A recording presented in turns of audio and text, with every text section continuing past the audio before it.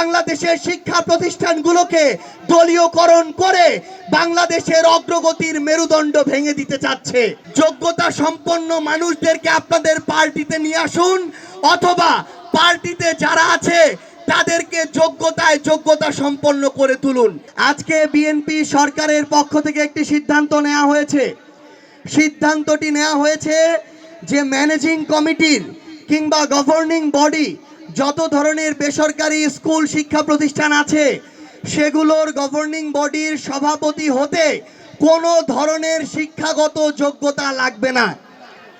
অন্তর্বর্তীকালীন সরকারের সময়ে সিদ্ধান্ত নেওয়া হয়েছিল যে কোনো একটি শিক্ষা প্রতিষ্ঠান, এই বেসরকারি প্রতিষ্ঠানের ম্যানেজিং কমিটির সভাপতি হতে অন্তত স্নাতক অর্থাৎ অনার্স পাস কাউকে আসতে হবে।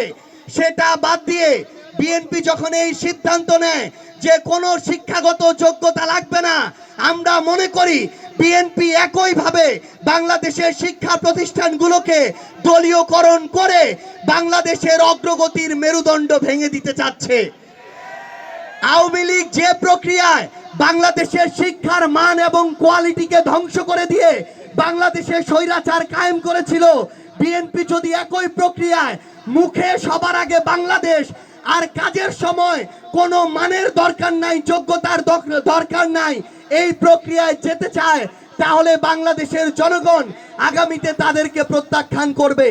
আমরা বিএনপিকে আহ্বান করব, আপনারা প্রয়োজনে যোগ্যতা সম্পন্ন মানুষদেরকে আপনাদের পার্টিতে নিয়ে আসুন, অথবা পার্টিতে যারা আছে তাদেরকে যোগ্যতা সম্পন্ন করে তুলুন। কিন্তু বাংলাদেশের শিক্ষা ব্যবস্থাকে নিয়ে আর কোনো ধরনের পায়তারা করার সুযোগ কাউকে দেয়া হবে না। সবার সাথে রাজপথে আবারও দেখা হবে। দেশে দেশে সবার সাথে দ্য নিউজ।